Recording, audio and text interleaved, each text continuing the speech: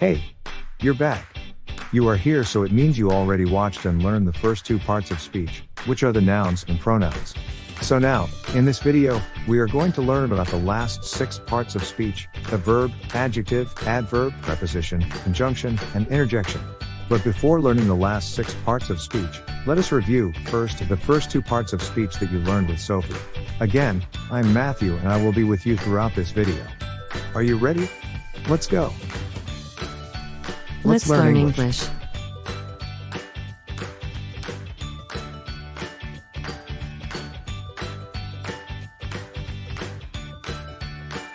Noun. Noun is used to name a person, place, or thing. For example, book, Sophie, love. A noun has 7 forms. Nouns can be singular, plural, concrete, abstract, proper, common, and collective. Let's test your memory. Write the 2 nouns in each group. Then, label each pair as people, places, or things. For example, tree, funny, dandelion. The 2 nouns in the group are tree and dandelion. We label them as things. 1. Able, baby, musician.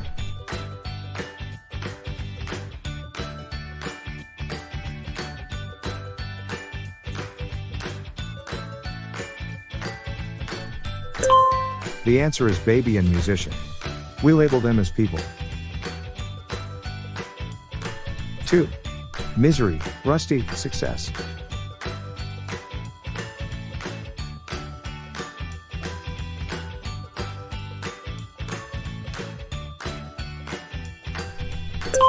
The answer is misery and success. We label them as things which represent ideas and actions. 3. Destroy, dentist, mayor.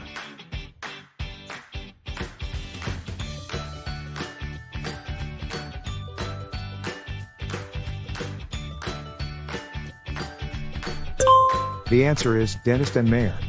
We label them as people. 4. Hunter, nurse, into.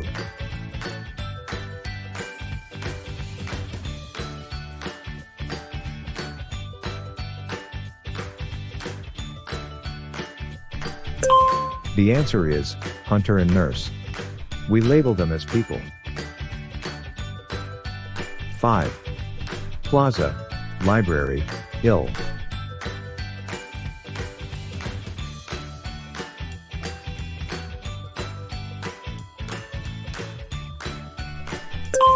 The answer is plaza and library. We label them as places. Pronoun. Pronouns are used to replace or point to a noun. For example, me, you, them. Pronouns have 6 forms. There are personal, possessive, reflexive, relative, demonstrative, and indefinite pronouns. Let's test your memory. Write the pronoun in each sentence. Then, label each as personal, possessive, reflexive, relative, demonstrative, or indefinite. 1. Some of the students were late.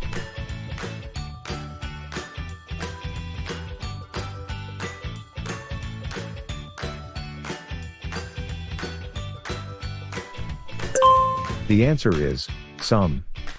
We label it as indefinite pronoun. 2.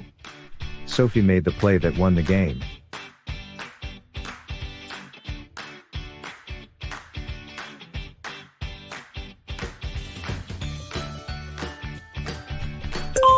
The answer is that.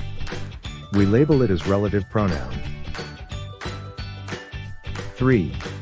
This is the person we want to hire.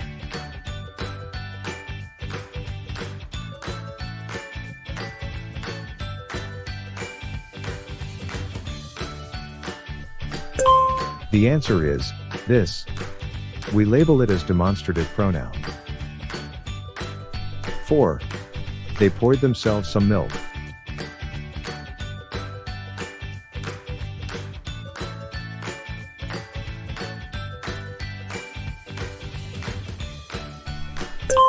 The answer is themselves. We label it as reflexive pronoun. 5. Sophie handed her brother a coat.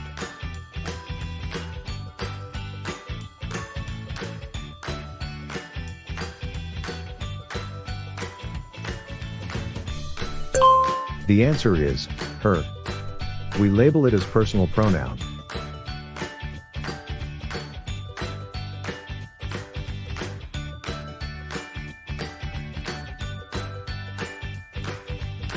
Verb. The verb's function is to express an action or state of being. The verb forms change depending upon the person, or persons performing the action and the tense, when the action takes, took, will take place. We are going to discuss the verb forms and tenses in topic 2 and 3 after the parts of speech. Watch it out. In all tenses, except the present and past tense, the verb consists of several words, which is the base, which expresses the main action or state of being, and one or more helping verbs, which help indicate the tense, as well as the voice, and mood. In the following examples, the helping verb is shaded with blue, and the form of the base verb is shaded with orange. For example, I am exhausted. In this example, the word am is functioning as the base verb of the sentence. I am exhausted.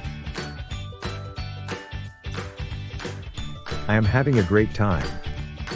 In this sentence, the word am functions as helping verb.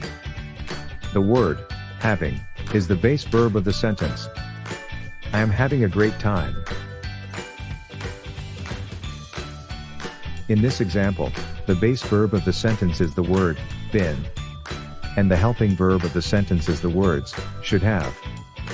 Take note that the forms of be, do, and have can be either helping verbs or base verbs. In the meantime, consider the word's function.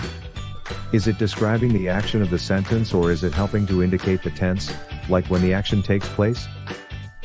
Now, it's time to test your knowledge. Underline the verbs in the following sentences, putting one line under helping verbs and 2 lines under base verbs. Note, only underline verbs that are functioning as verbs. 1. Look before you leap.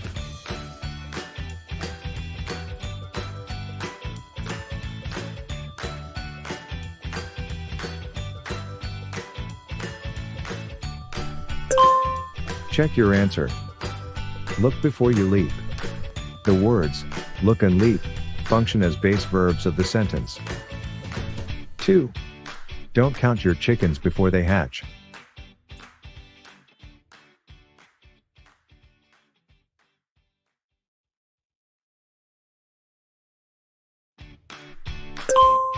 Check your answer. Don't count your chickens before they hatch. The word do function as the helping verb in the sentence.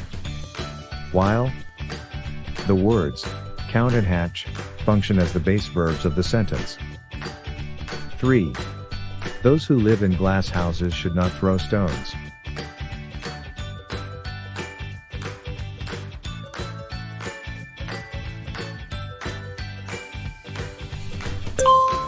Check your answer. Those who live in glass houses should not throw stones. The words live and throw function as the base verb of the sentence. While the word should function as the helping verb of the sentence. 4. The early bird catches the worm.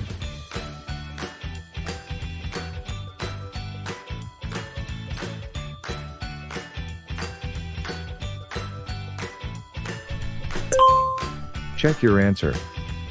The early bird catches the worm. The word catches functions as the base verb of the sentence.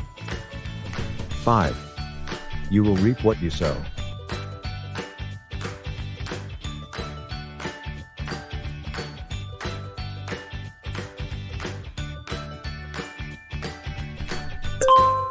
Check your answer. You will reap what you sow.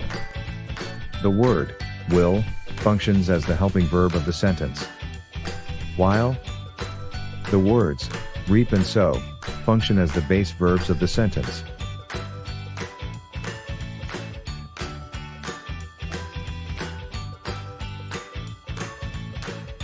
The fourth parts of speech that we are going to discuss is adjective. Adjectives describe or modify nouns or pronouns. They tell us which one, what kind, or how many. For example, talk is cheap. Cheap. The word cheap describes the noun talk. There are several problems with this proposal. Several. In this example, the word several describes the noun problems. What an outrageous accusation. Outrageous. In this example, the word outrageous describes the noun accusation. Adjectives don't take a specific form, because just about any kind of word can function as an adjective. For example, please grab the baking powder from the pantry. Baking. So, what kind of powder? Baking powder. The word baking is not an action but a description. Follow that car. That. So, what car? That one. The word that doesn't replace a noun, it describes one. Now, let's test your knowledge. In each sentence that follows, determine which word, if any, is an adjective. 1. Sophie is very smart.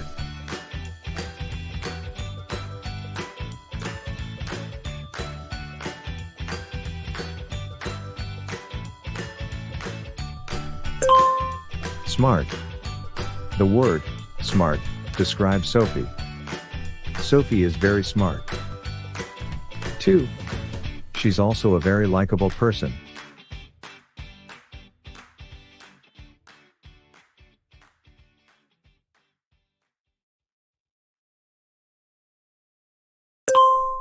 Likable. The word likable describes she. She's also a very likable person. 3. I am a musician.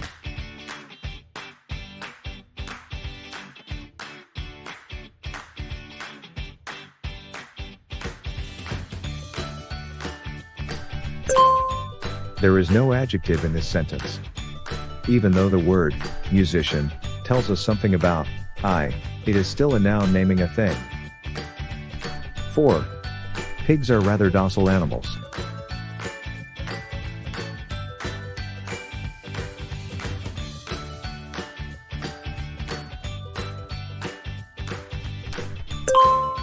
Docile.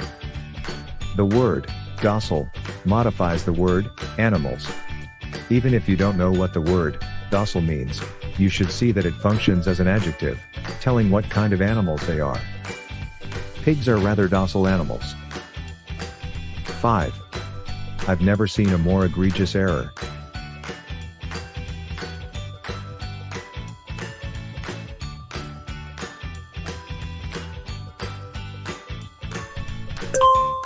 Egregious. The word egregious modifies the word error. If you don't know what the word egregious means, you should still see that it describes the word error. I've never seen a more egregious error.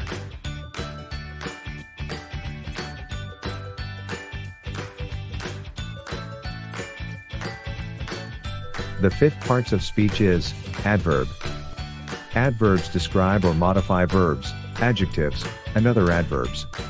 Adverbs tell us when, where, how, and why, under what conditions, and to what degree. Notice the difference between adjectives and adverbs, which are commonly confused. Adjective. I am very patient. Patient. In this example, the word patient modifies the pronoun I. I am very patient. Adverb. I am waiting patiently. Patiently. In this example, the word patiently tells us how I am waiting. I am waiting patiently.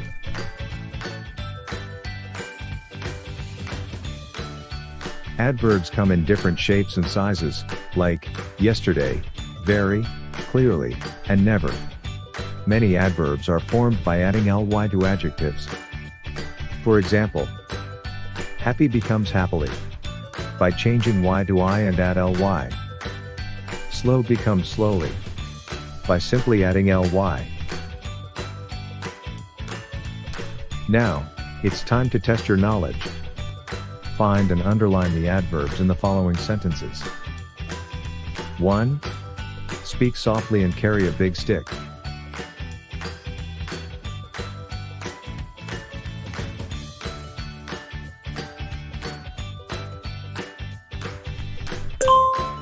Check your answer. Softly. Here, the word softly modifies the verb speak. But the word big is an adjective modifying the word stick. Speak softly and carry a big stick. 2. Never say never.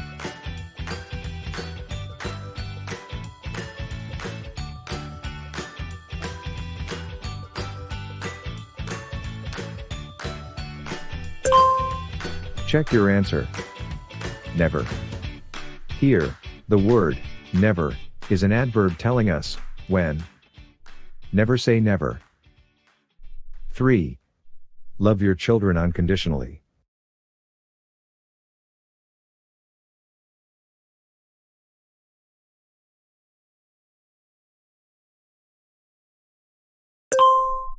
Check your answer. Unconditionally.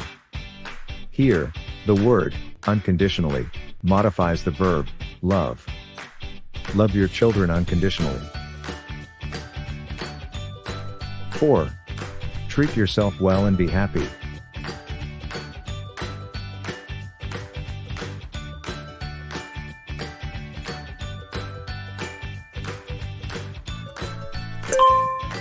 Check your answer. Well, the word well modifies the verb treat, while the word happy is an adjective modifying the unstated subject of the sentence, which is you. Treat yourself well and be happy. 5. Don't be so modest.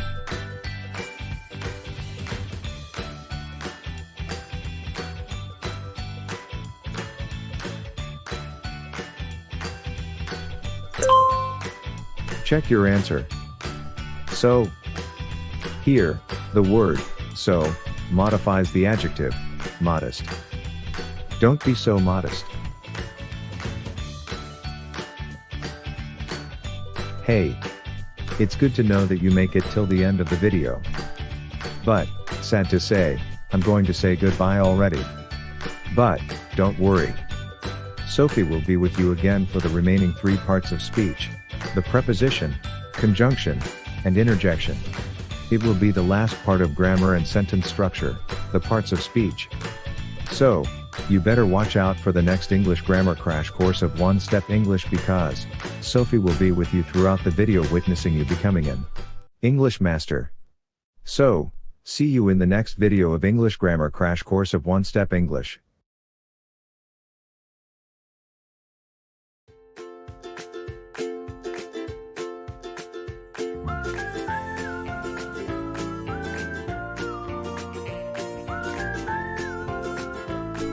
Thank you for watching.